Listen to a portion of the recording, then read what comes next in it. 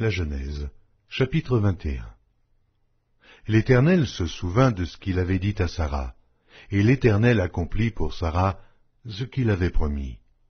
Sara devint enceinte, et elle enfanta un fils à Abraham dans sa vieillesse, au temps fixé dont Dieu lui avait parlé. Abraham donna le nom d'Isaac au fils qui lui était né, que Sara lui avait enfanté. Abraham circoncit son fils Isaac, âgé de 8 jours, comme Dieu le lui avait ordonné. Abraham était âgé de 100 ans à la naissance d'Isaac son fils.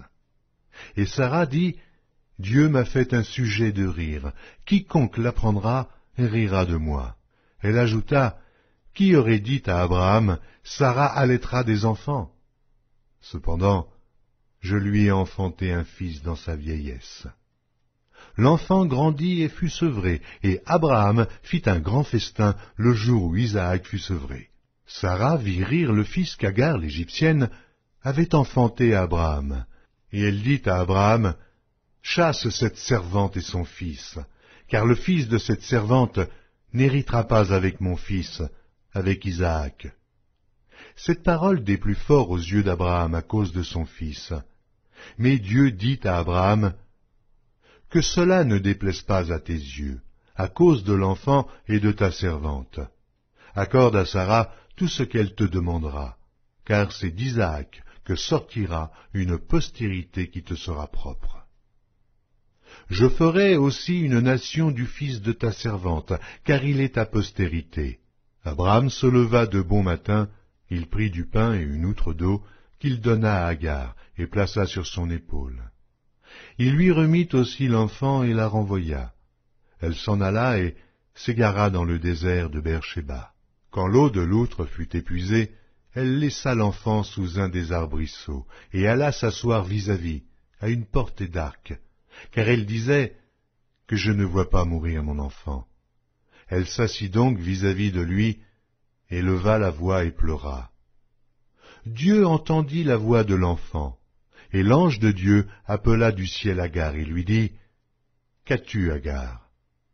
Ne crains point, car Dieu a entendu la voix de l'enfant dans le lieu où il est. Lève-toi, prends l'enfant, saisis-le de ta main, car je ferai de lui une grande nation. » Et Dieu lui ouvrit les yeux, et elle vit un puits d'eau. Elle alla remplir d'eau l'outre et donna à boire à l'enfant. Dieu fut avec l'enfant qui grandit, habita dans le désert et devint tireur d'arc. Il habita dans le désert de Paran, et sa mère lui prit une femme du pays d'Égypte.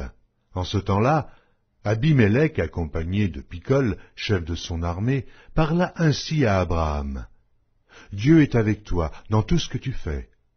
Jure-moi maintenant, ici, par le nom de Dieu, que tu ne tromperas ni moi, ni mes enfants, ni mes petits-enfants, et que tu auras pour moi et le pays où tu séjournes la même bienveillance que j'ai eue pour toi. » Abraham dit, « Je le jurerai. » Mais Abraham fit des reproches à Abimélec au sujet d'un puits d'eau dont s'étaient emparés de force les serviteurs d'Abimélec.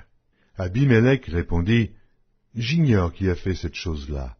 Tu ne m'en as point informé, et moi, je ne l'apprends qu'aujourd'hui. » Et Abraham prit des brebis et des bœufs qu'il donna à Abimélec, et ils firent tous deux alliance.